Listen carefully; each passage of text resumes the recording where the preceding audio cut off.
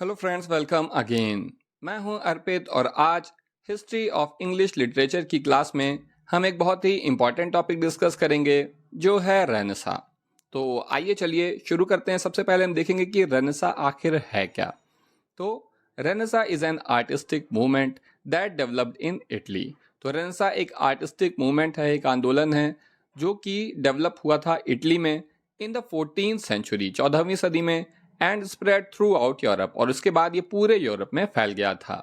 Renaissance a French word meaning rebirth. Renaissance एक French word है जिसका मतलब है rebirth. Indicates the period that came after medievalism, और ये उस टाइम पीरियड की ओर इशारा करता है जो मेडिवलिज्म के बाद आया। And saw the humanistic revival of classical art, और इस समय ने ह्यूमनिस्टिक रिवाइवल देखा किसका?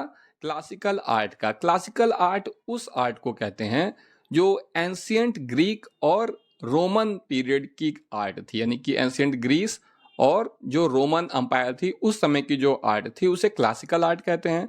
तो वो एक बार फिर से रिवाइव हुई थी, एक बार फिर से पुनर्जीवित हुई थी इस समय में। इसीलिए इसको बोला जाता है कि ये जो है इसका जो क्लासिकल आर्ट है उसका रिवाइवल हुआ था, ह्यूमनिस्टिक रिवाइवल हुआ था इस समय में, रेनेसा में। और यही इस टाइम पीरियड की सबसे बड़ी खासियत है। Moving away from the religious atmosphere that dominated the middle age. देखिए, मिडिल एज की एक बहुत बड़ी खासियत थी दुनिया भर में कि बहुत ही ज़्यादा रिलीजन का महत्व होता था। तो यहाँ पर रेनेसा की क्या खासियत है कि moving away from the religious atmosphere, की ये जो था रेनेसा पीरियड जो था ये रिलीजियस एटमॉस्फेयर से दूर हो रहा था। That dominated the middle age, जो कि डोमिनेट करता था मिडिल एज में। रिलीजियस एटमॉस्फेयर मिडिल एज में डोमिनेट करता था, लेकिन रेनेसा टाइम जो था ये रिलीजियस एटमॉस्फेयर से दूर हो रहा था। Renaissance artist turn their attention to the beauty and mystery of the natural world. और जो रेनेसा आर्टिस्ट थे वो क्या कर रहे थे कि वो रिलीजियस एटमॉस्फेयर से दूर होकर अपना अटेंशन उन्होंने नेचुरल वर्ल्ड की ब्यूटी और मिस्ट्री, यानी उसकी खूबसूरती और उसके रहस्यों पर केंद्रित किया था। एंड टू इंडिविजुअल मैन, देखिए ये एक बहुत बड़ी खासियत थी कि नेचुरल वर्ल्ड के साथ साथ अब व्यक्ति का महत्व था। तो इंडिविजुअल मैन पर जो है इन लोगों ने फोकस किया था। Who was considered the centre of the new era, जो कि जो एक नया समय आया था रेनेसा का, उसमें इस इंडिविजुअल वर्ल्ड को जो है माना जाता था सेंटर, केंद्र में, इस नए एरा में। देखो, उसके पहले होता क्या था कि सारी चीज़ें गॉड को समर्पित थी, लेकिन जो रेनेसा का टाइम आया तो इस समय के जो फिलोसफर थे वो कहते थे कि ह्यूमन जो है वो भी तो गॉड का ही बनाया हुआ है। तो इंसान जो करता है वो सही या गलत है, क्यों? क्योंकि जो ईश्वर चाहता है वही होता है। तो इंसान ईश्वर का क्रिएशन है, तो इंसान की इच्छा और उसकी कला और इन चीज़ों पर ध्यान देना ज़रूरी है। तो इस समय में इंडिविजुअल मैन के ऊपर बहुत ज़्यादा फोकस होने लगा था। अब हम डिस्कस करेंगे उन कॉजेज़ को जिनकी वजह से ये समय आया, ये क्रांति आई या रेनेसा की शुरुआत हुई। तो आइए देखते हैं। इन द 1100s, यानी कि जो 1101 1102 ये जो समय था, उस समय क्या हो रहा था कि in the 1100s translation of ancient Greek and Roman text reintroduced classical wisdom and knowledge in Europe. ठीक, तो हुआ क्या कि इस समय में सन 1101 से लेकर 1199 तक के समय में जो आपको मैंने बताया कि ग्रीक और रोमन टेक्स्ट थे, एंशियंट ग्रीक और रोमन टेक्स्ट थे, उनका एक बार फिर से जो है ट्रांसलेशन करके वो एक बार फिर से पॉपुलर होने लगे। तो उन टेक्स्ट में जो क्लासिकल विजडम थी, जो पुराने ज़माने की विजडम थी और जो नॉलेज थी, वो एक बार फिर से पूरे यूरोप में फैल गई। Humanism and the work of Saint Francis of Assisi became important influence on secular scholars and artists। तो जब ये विजडम और जब ये नॉलेज पूरे यूरोप में फैल गई तो उससे उसका असर क्या हुआ कि जो ह्यूमनिज्म है, यानी कि जो मानवतावाद है, और सेंट फ्रांसिस का जो वर्क है, Saint Francis of Assisi, Assisi के सेंट थे फ्रांसिस, इनका जो वर्क है वो एक इम्पॉर्टेंट इन्फ्लुएंस बन गया सेकुलर स्कॉलर्स और आर्टिस्ट के बीच में। Constantinople fell to the Ottoman empire in 1453। ये भी एक बहुत इंपॉर्टेंट बात है कि कॉन्स्टेंटाइनोपल, जो कि एक क्रिश्चियन जो है राजधानी थी, एक क्रिश्चियन अम्पायर थी, तो वहाँ पर क्या हो रहा था कि उन्हें अब जो आज का टर्की है, जो तुर्क थे, जो कि मुस्लिम थे, उनकी लड़ाई क्रिश्चियन से चल रही थी और ऑटोमन अंपायर ने कॉन्स्टेंटाइनोपल को जीत लिया, जो कि क्रिश्चियन आर्ट का और क्रिश्चियन लिटरेचर कल्चर का एक बहुत बड़ा सेंटर था। तो ये एक बहुत महत्वपूर्ण घटना हुई जो आगे चल के रेनेसां का भी कारण बनी कि 1453 में ऑटोमन अंपायर ने कॉन्स्टेंटाइनोपल को जीत लिया। The printing press was invented in the 15th century. और एक और बहुत खास बात क्या हुई कि प्रिंटिंग प्रेस जो है इसका इन्वेंशन हुआ। प्रिंटिंग प्रेस से किताबें वगैरह छपती हैं, आप जानते ही हैं। इसका क्या प्रभाव हुआ ये भी हम आगे डिस्कस करेंगे, लेकिन ये भी एक बहुत ही इंपॉर्टेंट चीज़ थी। प्रिंटिंग प्रेस बहुत बहुत ज़्यादा इंपॉर्टेंट है ह्यूमन हिस्ट्री में। तो आगे देखते हैं कॉजेज ऑफ रेनेसां। तो क्या वजह हैं, यही डिस्कस कर रहे हैं कॉजेज ऑफ रेनेसां में। तो द कॉपर निकन रेवोल्यूशन, आपने कॉपरनिकस का नाम सुना होगा। तो the Copernican revolution establishes that earth and the other planets travel around the sun. यानी कि जो कॉपरनिकस रिवोल्यूशन था, कॉपरनिकस एक जो है एस्ट्रोलॉजिस्ट थे, उन्होंने बताया था कि धरती और जो दूसरे प्लैनेट हैं वो सूरज का चक्कर लगाते हैं, जबकि जो धार्मिक किताबें थीं वो ये मानती थीं कि धरती केंद्र में है, बाकी सब चक्कर लगाते हैं सारे ग्रह धरती का। This was an important change in thinking. तो एक नया बदलाव आ गया। कैसे बदलाव आ गया? क्योंकि रिलीजियस बुक में लिखा हुआ था कि धरती केंद्र में है, लेकिन जब कॉपरनिकस ने यह साबित कर दिया कि ऐसा नहीं है, सूरज का चक्कर लगा रहे हैं, तो लोगों के मन में पहली बार ये बात समझ में आई कि हमारी रिलीजियस बुक में जो कुछ लिखा है वो गलत भी हो सकता है। तो इस तरह से लोगों की थिंकिंग में बदलाव आया। इसके पहले होता क्या था कि जो किताब में लिखा है वही सही है, लेकिन अब लोग समझने लगे, खासतौर से यूरोप के लोग समझने लगे कि जो हमारी रिलीजियस बुक्स में लिखा है वो चीज़ें गलत भी हो सकती हैं। नेक्स्ट है wealthy merchants in Florence financed works of art and brought the medium of oil painting from northern Europe to Italy. देखो, इस समय में जो है फ्लोरेंस एक शहर है इटली का, जो कि बहुत विकसित हुआ और यहाँ के व्यापारी जो थे वो बहुत समृद्ध हो गए। और जब वो समृद्ध हो गए तो उन्होंने क्या किया, ऑयल पेंटिंग जो कि बहुत ही महंगी पड़ती थी, ये पेंट बहुत महंगा होता था, उन्होंने ऑयल पेंटिंग को, जो कि उस समय में जो है पॉपुलर थी नॉर्दर्न यूरोप में, उसे ये वापस इटली, मतलब इटली में जो है इसको इन्होंने इंट्रोड्यूस किया, जो कि साउथ यूरोप है। और इस तरह से बहुत ही खूबसूरत पेंटिंग वर्क वगैरह हुए। तो इस फील्ड में भी एक नए किस्म की क्रांति आ गई। Two powerful popes, Julius second and Leo 10, commissioned architecture and artworks for the Roman Catholic Church during the High Renaissance। देखो, ये जो पेंटिंग वगैरह जब बहुत पॉपुलर हुई, ऑयल पेंटिंग जब जो है फ्लोरेंस में इंट्रोड्यूस हुई, तो इसी समय को बोला जाता है हाई रेनेसा की। ये टाइम बिल्कुल रेनेसा की पीक था। तो हाई रेनेसा के समय में क्या हुआ कि दो बहुत ही पावरफुल पोप थे। कौन? जूलियस सेकेंड और लियो 10। ये बात ध्यान में रखिएगा कि रेनेसा जो थी वो गॉड के बजाय ह्यूमन पर केंद्रित थी।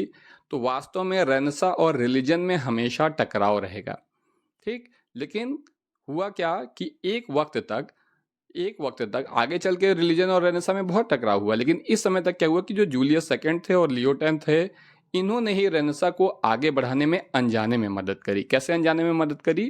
कि इन दोनों ही पोप ने जो है कमीशन किया, यानी जो है ठेका दिया या कॉन्ट्रैक्ट दिया, जिम्मेदारी दी, इसको आर्किटेक्चर और आर्ट वर्क को, यानी कलाकारों को जो है आर्किटेक्चर और आर्ट वर्क बनाने के लिए जिम्मेदारी की दी कि रोमन कैथोलिक चर्च का हाई रेनेसा के दौरान की, जो रोमन कैथोलिक चर्च था वो हाई रेनेसा के दौरान जो है इसमें ऐसे आर्ट वर्क जो है हुए जो कि रेनेसा से जुड़े हुए थे।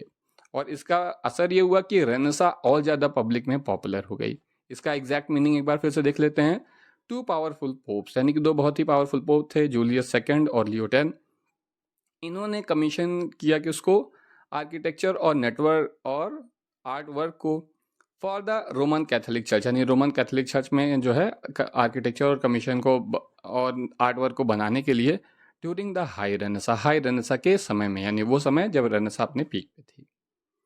आगे, Greek and Roman text fostered a more rational scientific approach to theology. इसके पहले क्या होता था कि जो रिलीजन कहता था, रिलीजन भी क्या बल्कि जो रिलीजन से जुड़े हुए लोग होते थे वो जो कह देते थे वही बात सही मानी जाती थी।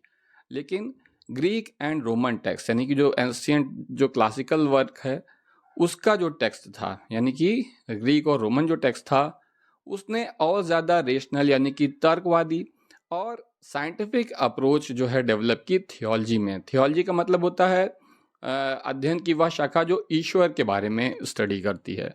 तो थियोलॉजी में the natural world and the arts, इसके अलावा नेचुरल वर्ल्ड और आर्ट, यानी कि हर ही जगह पर और ज़्यादा रेशनल और साइंटिफिक अप्रोच डेवलप होने लगी थी।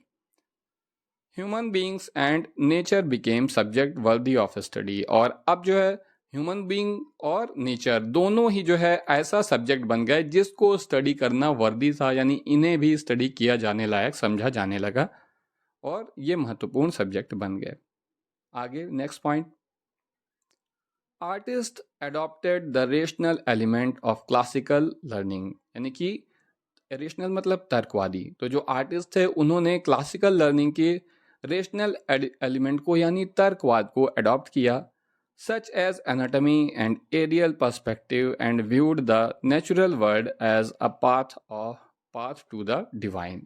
और अब क्या हुआ, ये क्या कौन सी चीज़ें थी क्लासिकल लिटरेचर की, जैसे कि एनाटॉमी और एरियल पर्सपेक्टिव। एरियल पर्सपेक्टिव मतलब किसी चीज़ को ऊंचाई से देखने का तरीका, यानी पूरी विस्तृत रूप से किसी चीज़ को देखना या समझना।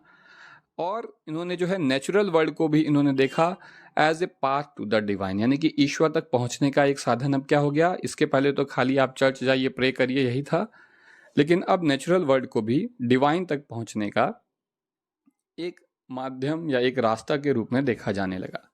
The Copernicus revolution encouraged scientific inquiry, और इसके अलावा कॉपरनिकस की आपको बताया था कि उन्होंने बताया था कि धरती केंद्र में है, ये एक पॉइंट दो बार रिपीट हो गया है, लेकिन यहाँ पर और अंतर क्या है कि इसने जो है पब्लिक में साइंटिफिक इंक्वायरी की टेंडेंसी को डेवलप किया लोगों के बीच में। इसके पहले क्या होता था कि जो बुक्स में लिखा है, जो रिलीजन बता रहा है वही सही है, लेकिन अब जो है साइंटिफिक इंक्वायरी की आदत लोगों के अंदर आ गई। इसको जो है प्रोत्साहित किया था कॉपरनिकस ने। इसके अलावा और क्या कारण थे कि मैनी स्कॉलर फ्लेड कॉन्स्टेंटाइनोपल आफ्टर 1453। जैसा कि मैंने आपको बताया कि जो तुर्क लोग थे, जो टर्की की अंपायर थी ऑटोमन अंपायर, उसने कॉन्स्टेंटाइनोपल को जीत लिया था, जो कि क्रिश्चियनिटी का एक बहुत ही बड़ा सेंटर था 1453 में। तो इसका असर यह हुआ कि बहुत सारे स्कॉलर्स जो थे, विद्वान जो थे, वो कॉन्स्टेंटाइनोपल छोड़कर वहां से भाग गए, bringing classical Greek and Roman books. और अपने साथ भागते समय वो क्लासिकल ग्रीक और रोमन बुक्स भी अपने साथ लेकर भागे, क्योंकि जो ऑटोमन अंपायर के लोग थे वो उन चीज़ों को जला दिया करते थे। तो ये इन्हें बचाने के लिए ही वहाँ से भागे अपने साथ लेकर। And manuscript to Italy, manuscript उस राइटिंग को बोला जाता है जो हैंड रिटन होती है, यानी कि आप अपने हाथ से जो लिखते हैं, आपकी जो हैंड नोट्स है वो है मैनस्क्रिप्ट। ठीक, हिंदी में इसको कहते हैं, पता नहीं क्या कहते हैं, लेकिन आप अपने अपने हाथ से जो चीज़ लिखी हो तो उसको मैनस्क्रिप्ट बोलते हैं। तो उसको सबको लेके इन लोग भाग कर कहाँ गए, इटली गए, क्योंकि उन्हें लग रहा था कि इटली उस समय ज़्यादातर जो लोग जो थे, जो कॉन्स्टेंटाइनोपल छोड़ के भागे थे, वो इटली जा रहे थे, और इटली के भी शहर फ्लोरेंस में जा रहे थे, जहाँ से आगे चल के रेनेसां की शुरुआत हुई। इन्हीं लोगों ने शुरुआत करी थी। आगे, the emphasis on rational thought and science provided a boost in humanism. तो जो एम्फेसिस मतलब जोर, तो जो अब जोर था रेशनल थॉट पर, यानी कि तर्कवादी थॉट पर, और साइंस पर, उसने जो है ह्यूमनिज्म को बूस्ट प्रदान किया, यानी मानवतावाद को बूस्ट प्रदान किया। The printing press allowed classical and Renaissance learning to spread quickly throughout Europe. और क्या प्रभाव हुआ इसका, रेनेसां का, कि जो प्रिंटिंग प्रेस का मैंने आपको बताया था कि इन्वेंशन हुआ था, उसका क्या असर है, बहुत ही इंपॉर्टेंट है ह्यूमन हिस्ट्री में प्रिंटिंग प्रेस का इन्वेंशन, क्योंकि इसने अलाउ किया क्लासिकल एंड रेनेसां लर्निंग को, यानी पुरानी जो रोमन और ग्रीक लर्निंग थी और ये जो रेनेसां पीरियड की जो लर्निंग थी, उसे तेजी से पूरे यूरोप में स्प्रेड होने में या फैल जाने में मदद करी। क्योंकि विचार जो थे वो किताबों के रूप में, मैनस्क्रिप्ट आप एक बार में कितनी किताब लिखेंगे, 1 2 10। उसके बाद ये प्रिंटिंग प्रेस में होता था कि वो छप के बहुत सारी हजारों किताबें बन जाती थीं, और वो पूरे यूरोप में फैल जाती थी। तो इस तरह से जो विचार थे, जो नॉलेज थी, जो लर्निंग थी, वो पूरे यूरोप में बहुत ही तेजी से फैल रही थी प्रिंटिंग प्रेस की वजह से। Merchant patronage of the arts help create the high renaissance. और जैसा कि आपको बताया है कि जो मर्चेंट थे उन्होंने ऑयल पेंटिंग को एनकरेज किया था। तो इस तरह से जो आर्टिस्ट थे उन्हें जब इन मर्चेंट का या व्यापारियों का संरक्षण मिल गया तो हाई रेनेसां जो है वो क्रिएट हुई, यानी कि रेनेसां अपने पीक पर पहुंची, हाई रेनेसां। और यही वो टाइम था जिसके बाद जो है रिलीजन और रेनेसां के बीच में क्लियर डिवाइड आ गया, सीधी लड़ाई हो गई। A unique flowering of painting, sculpture and architecture. और ये जो हाई रेनेसां इसमें क्या बनता था, एक यूनिक तरीके की फ्लावरिंग ऑफ पेंटिंग होती थी, स्कल्पचर और आर्किटेक्चर बनाए जाते थे। इसके अलावा रेनेसां का क्या इम्पैक्ट है कि many master work of renaissance church art such as the ceiling frescoes of Sistine chapel were created during the region of Pope Julius second and Leo 10। आपको बताया था कि जूलियस सेकंड और लियो 10 ने जो है हाई रेनेसां के टाइम में जो है ये सब ठेके दिए थे। The high Renaissance period came to an end in the 1520s, यानी कि 1520 में हाई रेनेसां खत्म होने का समय आ गया। The clash between Christian theology and humanism resulted in the style known as mannerism. तो अब जब क्लैश हो गया रेनेसां ह्यूमनिज्म में और क्रिश्चियन थियोलॉजी में, तो एक नई स्टाइल डेवलप हुई जिसे कहते हैं मैनरिज्म। तो दोस्तों ये था रेनेसां। और आप और किस टॉपिक पे वीडियो चाहते हैं ये बताइएगा। नेक्स्ट एपिसोड में हम हिस्ट्री ऑफ इंग्लिश लिटरेचर के डिस्कस करेंगे रिफॉर्मेशन। तो आज के लिए बस इतना ही। Thank you.